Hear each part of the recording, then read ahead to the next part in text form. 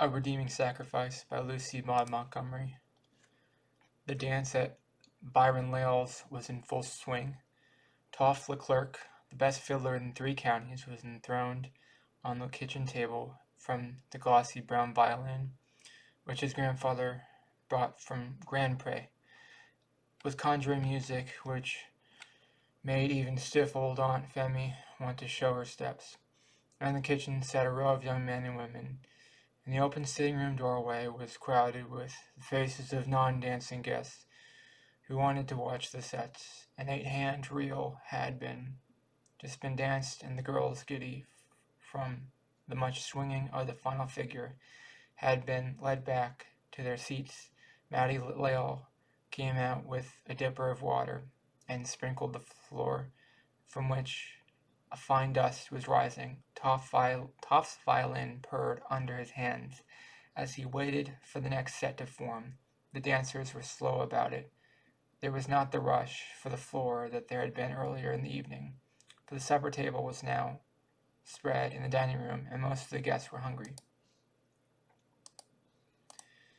"Fill up dere, boys," shouted the fiddler impatiently. "Bring out your gals for the next set."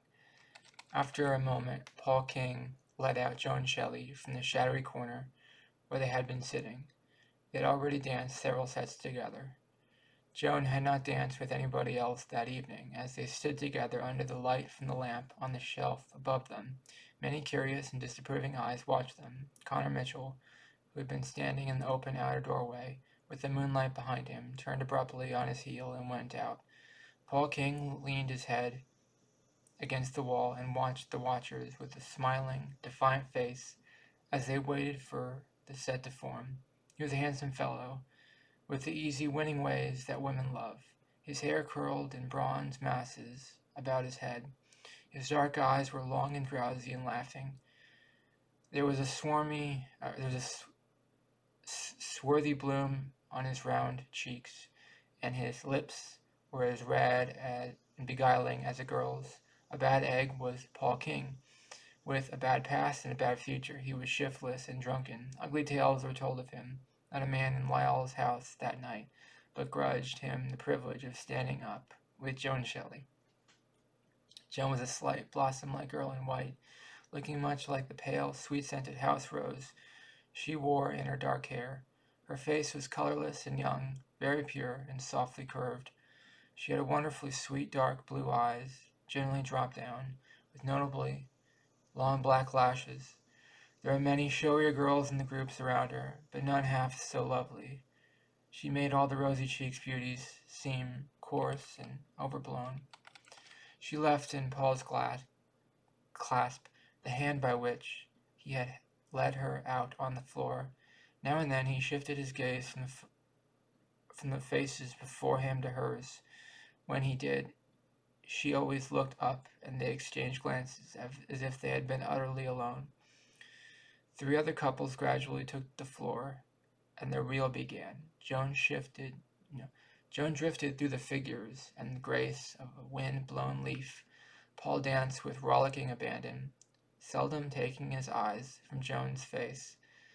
When the last mad whirl was over, Joan's brother came up and told her, in an ugly tone, to go to the next room and dance no more, since she would dance with only one man. Joan looked at Paul. That look meant that she would do as he and none other told her. Paul nodded easily. He did not want any fuss just then. The girl went obediently into the room. As she turned from him, Paul coolly reached out his hand and took the rose from her hair. Then, with a triumphant glance around the room, he went out. The autumn night was very clear and chill, with a faint moaning wind blowing up from the northwest over the sea and lay shimmering before the door. Out beyond the cove, the boats were nodding and curtsying on the swell, and over the shore fields the great red star of the lighthouse flared out against the silvery sky. Paul, with a whistle, sauntered down the sandy lane, thinking of Joan, how mightily he loved her. He, Paul King, who had made a mock of so many women, had never loved before. Ah, and she loved him. She had never said so in words, but eyes and tones had said it. She, Joan Shelley, the pick and pride of the harbor girls, whom so many men had wooed, winning their trouble for their pains. He had won her. She was his and his only, for the asking. His heart was seething with pride and triumph and passion as he strode down to the shore and flung himself on the cold sand in the black shadow on Michael Brown's beached boat. Byron Leal, a grizzled elderly man, half farmer, half fisherman, and Maxwell Holmes, the prospect school teacher, came up to the boat presently. Paul lay softly and listened to what they were saying. He was not troubled by any sense of dishonor. Honor was something Paul King could not lose, since it was something he had never possessed. They were talking of him and Joan. What a shame that a girl like Joan Shelley should throw herself away on a man like that, Holmes said. Byron Leal removed the pipe he was smoking and spat reflectively at the shadow. Darn shame, he agreed. That girl's life will be ruined if she marries him. Plumb ruined, and marry him she will. He's bewitched her, darned if I can understand it. A dozen better men have wanted her, Connor Mitchell for one, and he's an honest, steady fellow, with a good home to offer her. If King had left her alone, she'd have taken Connor. She used to like him well enough, but that's all over. She's infatuated with King, the worthless scamp. She'll marry him and be sorry for it to her last day. He's bad clear through and always will be. Why, look you, teacher, most men pull up a bit when they're courting a girl, no matter how wild they've been and will be again. Paul hasn't. He hasn't made any difference. He was dead drunk last night, the night before last at the Harbor's Head, and he hasn't done a stroke of work for a month. Yet Joan Shelley will take him. What are her people thinking of to let her go with him? Asked Holmes. She hasn't any but her brother. He's against Paul, of course, but it won't matter. The girl's fancy caught, and she'll go her own gait to run. Ruin, I tell ye. If she marries that handsome ne'er-do-well, she'll be a wretched woman all her days, and none to pity her. The two moved away then, and Paul lay motionless, face downward on the sand, his lips pressed against Joan's sweet, crushed rose. He felt no anger over Byron Leal's unsparing condemnation. He knew it was true, every word of it. He was a worthless scamp, and always will be. He knew that perfectly well. It was his blood. It was in his blood. None of his race had ever been respectable, and he was worse than them all. He had no intention of trying to reform because he could not, because he did not even want to. He was not fit to touch Joan's hand, yet he had meant to marry her, but to spoil her life. Would it do that? Yes, surely it would. And if he were out of the way, taking his baleful charm out of her life, Connor Mitchell might and doubtless would win her, and yet give her all he could not. The man suddenly felt his eyes wet with tears. He had never shed a tear in his daredevil life before, but they came hot and stinging now. Something he had never known or thought of before entered into his passion and purified it. He loved Joan. Did he love her well enough to stand aside and let another take the sweetness and grace that was now his own? Did he love her well enough to save her from the poverty-stricken, shamed life she must lead with him? Did he love her better than himself? I ain't fit to think of her, he groaned. I never did a decent thing in my life, as they say, but how can I give her up? God, how can I? He lay still a long time after that, until the moonlight crept around the boat and drove away the shadow. Then he got up and went slowly down to the water's edge with Joan's rose, all wet with his unaccustomed tears, in his hands. Slowly and reverently he plucked up the petals and scattered them on the ripples, where they drifted lightly off like fairy shallops on moonshine. When the last one had fluttered from his fingers, he went back to the house and hunted up Captain Alec Matheson, who was smoking his pipe in a corner of the veranda and watching the young folks dancing through the open door. The two men talked together for some time. When the dance broke up and the guests straggled homeward, Paul sought Joan. Rob Shelley and his own girl, to see home, and relinquished the guardianship of his sister with a scowl. Paul strode up of the kitchen and down the steps at the side of Joan. Smiling with his usual daredevilry, he whistled noisily all the way up the lane. Great little dance, he said. My last in Prospect for a spell, I guess. Why? Asked Joan wonderingly. I'm going to take a run down to South America in Madison's schooner. Lord knows when I'll come back. The old place has got too deady dull to suit me. I'm going to look for something livelier. Joan's lips turned ashen under the fringes of her white fascinator.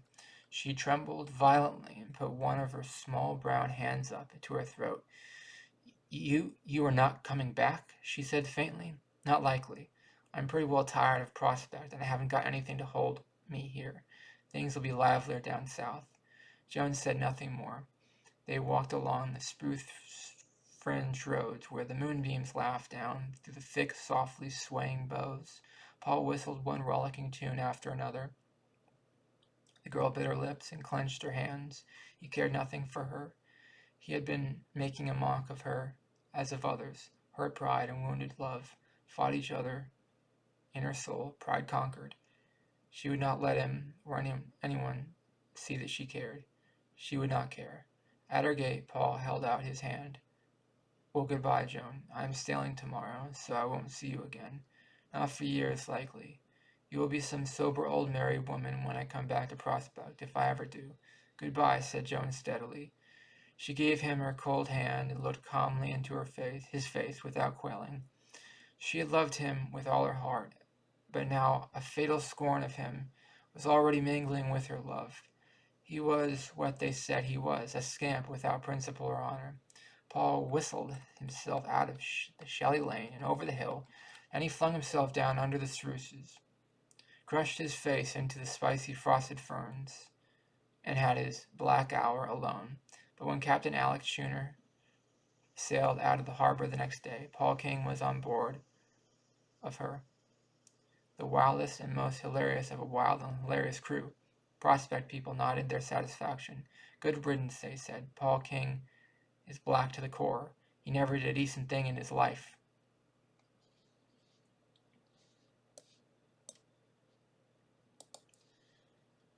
That's the end of A Redeeming Sacrifice by Lucy Maud Montgomery. I thought that was a good story. I've been reading a lot of bad stories on here in the past couple weeks. I don't know what I'm reading half the time. But this is actually, I understand what this story was saying. It didn't use too much slang or whatever. Like the sentences were well written. You know, it's written by the author of the person who wrote the story that the Netflix show Anne with an E is based on. And I really liked Anne with an E, so I guess I'm going to read more this author because there's only like a few more stories that are like not too long that I'm going to read of hers, and then I'll probably move on to another author. But I can actually understand what she's saying, because a lot of these authors, I can't understand what they're saying, because either their stories are too boring, or I don't know. I like this one. It was fine. I didn't think that much. I mean, it wasn't too complicated. It wasn't that big of a deal, but I thought it was good. I would give it 2 thumbs up. Let me know in the comments below, what did you think of the story? I wish I could read more stories like this. If you know any authors like this in the comments below that have open source writing that I can read publicly, that would be good. Let me know in the comments below. I try some authors and I can't read them, but this author seems good. I'll read more of her. So thank you for watching. Please like this video. It really helps the channel out a lot. Thank you for watching. Have a great day. Bye.